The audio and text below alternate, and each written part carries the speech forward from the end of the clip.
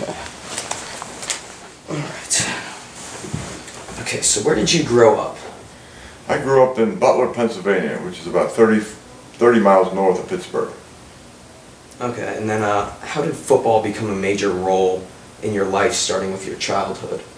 Well, western Pennsylvania, where Butler is, it was really, the whole makeup of the community was steel mills, coal mines, iron workers. So it bred a very tough environment. And in that grew football. I mean, people loved their football in western Pennsylvania. So you pretty much were forced into it. My brother played, and then I played. It was sort of a generational thing. Everybody played football. And it's as good a football back then that you would find in the country. So everybody just played the game. Oh, okay.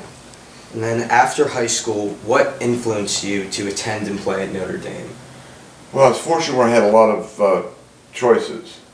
But as soon as I met the coach at Notre Dame, who was Ara Parsekian at the time, and I knew that his philosophy in the educational background at Notre Dame, and his philosophy of running the ball plus a lot of throwing, which was, back then, not many schools threw the ball, so you had to sort of pick and choose. You couldn't go to Ohio State because they never threw the ball, unless you're a big running back or a big lineman. So you had to really look around. I mean, most schools throw the ball now, so a lot more options. Yeah.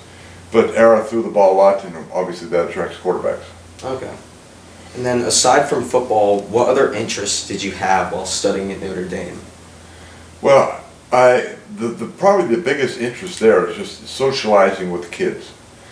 I think that one of the biggest things that kids miss in college is really getting to know who's in the dorm, where they're from, what it's all about.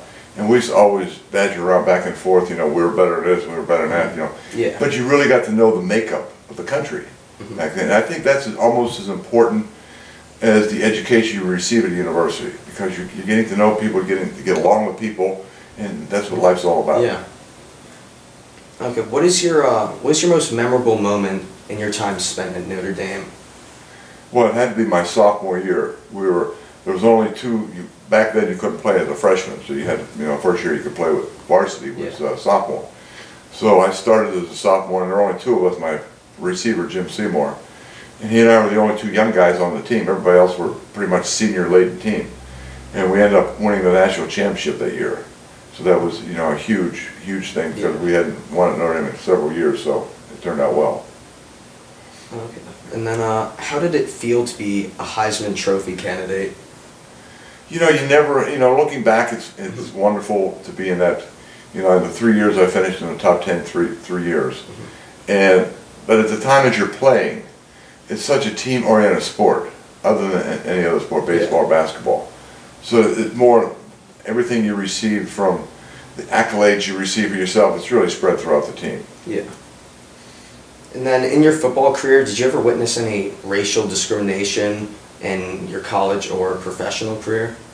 No, never really did. I mean, we were blessed that never happened. Notre Dame especially, and the Steelers. We're probably 60-40 white to black, and no one knew any differently, because you always played with. They played with white guys, we played with black guys. Yeah. So it was never. We were all pretty much equal, and we treated each other that way. Okay.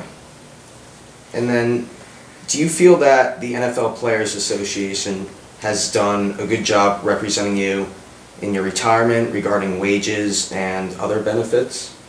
Oh, as far as the retirement is concerned, no, it's god awful. Excuse me. And they tailored themselves. I was on strike twice when I was playing. Yeah. And it was sort of, back then, people don't really look towards the future, because you're an ex-football player a lot longer than you are a football player. And so they never really looked to, they wanted the money now, rather than trying to defer it and get it more in the pension area. And I think now, looking back, there's some guys who were making, before this past settlement, making $50 a month on their pension. So that doesn't go very far. Yeah. And those are guys that played in the 50s. And so it's football is a very difficult contract to negotiate, because you play all your games, and first of all, it's a short season. Yeah. Baseball is 162 games, basketball is 84 games, hockey's about the same. Football, when I played, was 14 games, now it's 16. Yeah. So if you were to miss a month of football, you were financially strapped. And the owners knew that, so they knew they were always pretty much going to get their own way, because the players would cave in. So it wasn't a good sport to negotiate on. Yeah.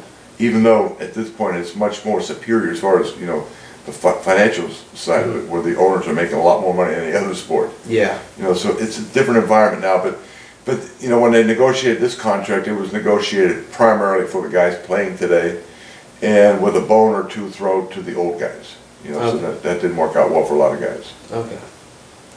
And then, when the NFL Players Union reached a collective bargaining agreement in 1968, how did that impact the league after you entered it in 1969?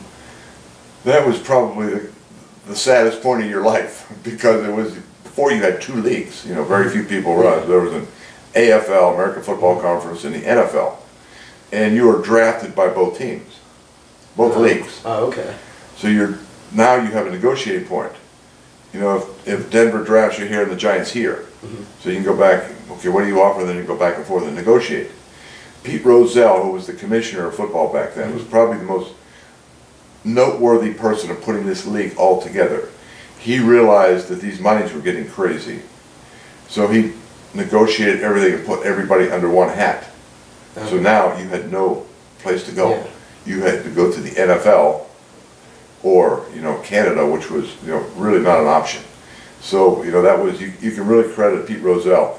You know, everybody took a big hickey as far as money was concerned, but if you look at the strength of the league from that point to now, it's just grown phenomenal. Yeah.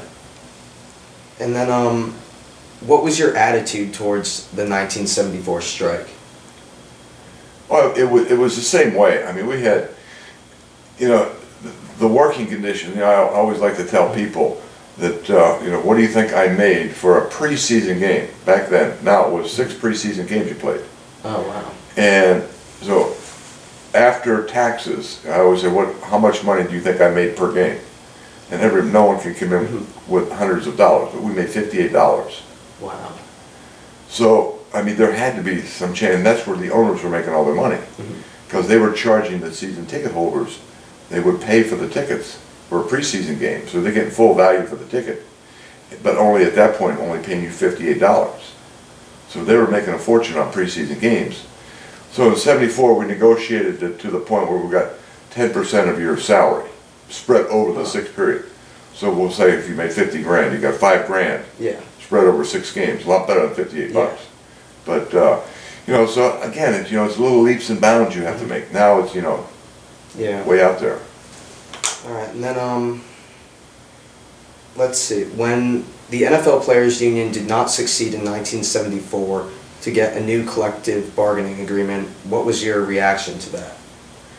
Well, again, it's a very difficult. You know, everybody wanted to get paid, and you would rather get no money. You'd rather get the money you had. Yeah. So, you know, you can't, it's tough to negotiate. Again, the owners knew, and what the owners would do back then, they would, you know, someone would get strapped on money, so they'd lend the money. Now they pretty much, then they say, okay, we'll give you $10,000, but you have to sign another 2-year contract, you know, extension. Yeah. You know, so they would have you under wraps there, so they would always be controlled. You were always controlled by them. So again, it's a tough